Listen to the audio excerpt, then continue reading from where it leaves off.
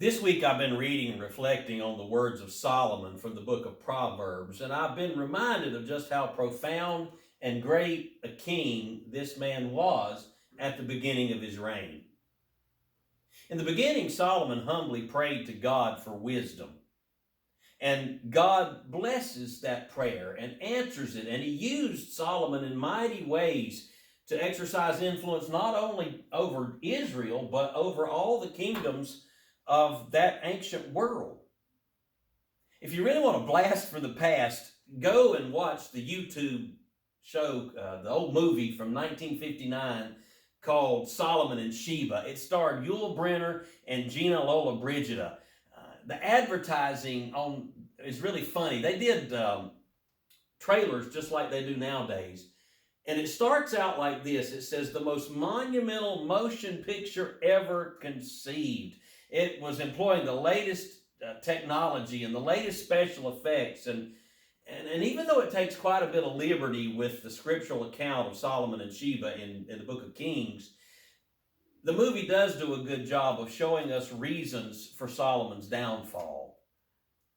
As I watched Solomon's struggles dramatized on TV for the whole world to see, I think I was like the 445,000th viewer on YouTube. I was reminded of what Solomon had written in Proverbs 12, back when he still remained wise and humble before God. He said, to learn, you must love discipline. It is stupid to hate correction. The Lord approves of those who are good, but he condemns those who plan wickedness. Wickedness never brings stability, but the godly have deep roots. Deceit fills hearts that are plotting evil, but joy fills hearts that are planning peace. Now, last week we allowed the Apostle Paul to teach us what it meant to have our peace with God restored. We described what it meant to live in harmony with God's holy will and to be used by God to accomplish his holy purposes. But this week, we're going to move back in time to the life and the faith of a man who was both the wisest person who ever lived and also one of the most foolish people who ever lived. Solomon had received inspiration from God to create some of the most remarkable works of wisdom the world had ever seen. He was responsible for a significant portion of the book of Proverbs. He built the temple of the Most High God in Jerusalem, and the people marveled at the prayer Solomon prayed in Chronicles when he had completed the temple and they were all gathered together to consecrate it to the worship of the one holy God. Solomon was sincere when he cried out to the Lord for wisdom. Rulers of all other nations, or many of the other nations, would come from far and wide to behold Jerusalem's glory and to sit in the presence of Solomon as they received wise counsel from him. But as that old classic movie reminded us, just because our peace with God has been restored, and just because God uses us in mighty ways to build his kingdom, that doesn't mean we will not continue to be tempted to fall away from God. If we learn anything from Solomon's story, it should be this: maintaining peace with God requires that we intentionally remain in the presence of God. See, even though Solomon had communed with the Spirit of the living God face to face and heart to heart and mind to mind, even though God had given Solomon him power and influence far beyond anything that he could have ever accomplished on his own, there was still a place deep within Solomon's heart that he kept all to himself, where he harbored pride and greed and selfish ambition, a place where he held back from the redeeming, purifying presence of God. Solomon's story reminds us that maintaining our peace with God can sometimes be a fragile thing. And down through the centuries, Solomon's voice calls out to the people who follow Jesus and says, don't make the same mistakes I did, because if you lose your peace with your Creator, you've lost everything. Well, for the rest of our time this morning, I want to teach you from the Word how to hold on tightly to the peace that God has given to us between the one who made us and redeemed us and ourselves. Two things that we need to lift out of this text today. Those who would maintain peace with God remain humble before Him. Solomon is not the first person to let ego destroy his peace with God. It's a story that is as old as humanity itself. Human beings are so good at deceiving themselves into thinking they know better than God how to run their lives.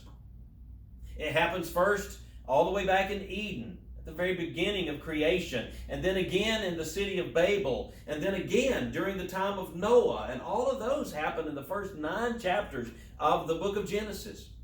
It happens again in the cities of Sodom and Gomorrah in Abraham's day. And even when God establishes His own nation to be holy as He is holy, to set the example for the rest of the world, the entire Old Testament chronicles how Israel failed time and time again to hold fast to the peace that God had given to them. I was reading some of the writings of Pastor Phillips Brooks this past week, and you will remember Phillips Brooks when I tell you what he's famous for. He wrote the Christmas hymn, "O Little Town of Bethlehem," but he also preached many incredible sermons and wrote books as well. And I found this little nugget of wisdom that spoke volumes to me from him this week. He says, the true way to be humble is not to stoop down trying to be smaller than you really are, but to stand at your real height against some higher nature that will show you the real smallness of your greatness. That higher nature Phillips Brooks is talking about is the presence of God. We need to stand in the presence of the Holy God. That's what keeps us humble. One of the things that I have neglected in my own spiritual journey over the past few months is taking time to go to the places where I can simply stand before God, stand in His presence, where I can step down off the pedestal of being a pastor and a preacher and simply be myself before the God who created me. For me, the place I do this best is when I go up into the mountains and stand before a giant mountain and just look up at it, and then climb the trail to the top and look out over all of the beauty that God created as far as I can see. That's where I get into the presence of God best. But there's just something about realizing our smallness in God's vastness, our finitude in God's infinity. There's something about that is life-giving and hope-restoring to us, because it reminds us that no matter how much we achieve, it all comes from God. It all belongs to God. And the minute we forget that truth is when the demise of our peace with God begins. So don't be surprised in a few weeks if you see me disappear for a few days. I'm going to go up into the mountains and step off my pedestal, and when I return, I am sure I will be a more godly, effective leader than when I left. You see, every follower of Jesus needs to be reminded of their smallness in the presence of God's greatness, because that's what keeps us humble.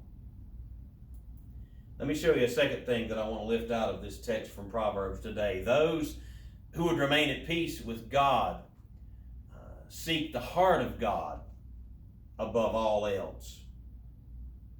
This is where Solomon made his biggest mistake. His biggest blunder was that he stopped seeking communion between his own heart and the heart of the holy God that he served. You see, there's a scene in Solomon and Sheba that illustrates this. It's where Solomon is on his throne and he's there with all of his advisors, and one of his oldest advisor says to him, Solomon, it seems that in your lust for this woman, talking about Sheba, you have abandoned all reason, and that you threaten to profane that which is holy. Well, Solomon just sits there smugly on his throne, and he says to his wise old friend that goes all the way back into the time of his father David, he said, I would choose my words wisely if I were you, for I do not act out of lust, but I act out of love. Now, something tells me that Solomon lived to regret words like those. And if Satan can deceive even the wisest of all men into thinking lust is love and mistaking selfish ambition for God's will, we need to realize Satan can also deceive us. I hope some of you got to watch the History Channel's recent special on Abraham Lincoln. I had ignored the History Channel for a long time because they show things on that station that don't even remotely resemble history. But when they aired their special on Lincoln, they redeemed themselves in my eyes just a little bit. But I was amazed at how Abraham Lincoln was able to withstand all the personal attacks on his character and the slanderous politics of his day to lead so well in a time of such crisis. I was amazed at how he humbled himself and sought the wisdom and counsel of God in prayer every single night before he went to bed. Lincoln stubbornly held on to the convictions of what God said was right and wrong that he read in the scriptures, and he never gave in on those convictions. A few years ago, Nancy and I were privileged to be able to go up to the Lincoln Memorial in Washington, D.C., and we stood before that massive statue of Lincoln sitting on what looks like a throne, looking down at all the people who stand there to look up at him and admire him. But somehow I'm not so sure that Abraham Lincoln would be too comfortable with this depiction of himself. Because you see, Abe Lincoln knew better than anybody else that the only way he could have withstood all that he went through, the only way that he could have been the leader that he was, is because of God's strength. Because he took time to stand in the presence of his God. And the same thing is true about you and me. The only way that you and I can honor God with our lives and with our faith is to humble ourselves and to remember to seek God's heart above all the other desires that we have. 300 years after the death of Solomon, the prophet Jeremiah shouted out these words to another wayward king of Judah. He said, "The human heart is the most deceitful of all things. It is desperately wicked. Who really knows how bad it can become?" Well, the people of Judah were just about to find out the answer to Jeremiah's question. Because no matter how fervently Jeremiah warned the people, what Solomon had unleashed 300 years earlier was about to come home to roost. Just a few decades after Jeremiah's fateful words, this was the picture of Jerusalem under siege as the Babylonians came in and sacked the city and destroyed the temple and the palace and carted out all of the prominent citizens to be in exile in Babylon. This was the tragic end to Solomon's sin. But guys, the biggest tragedy of all is that it didn't have to end that way.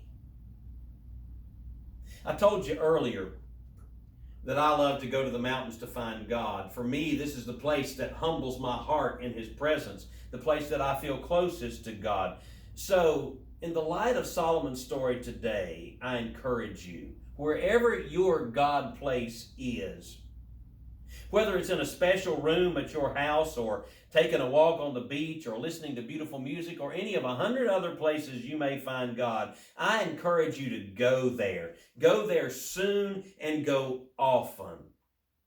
Because it is only in God's presence that we effectively fight the enemies of God's peace. No, we don't have to end up like Solomon if we humble ourselves before God and if we seek His heart. Seek God's heart right now as we bow before Him in prayer. Lord, help us to learn from Solomon that you are the source of our light and our life and all of our hope. Do not allow ego and self-indulgence to deceive us into thinking that we can go our own way, but humble our hearts and keep us close in your presence. For this we ask in your holy and powerful name.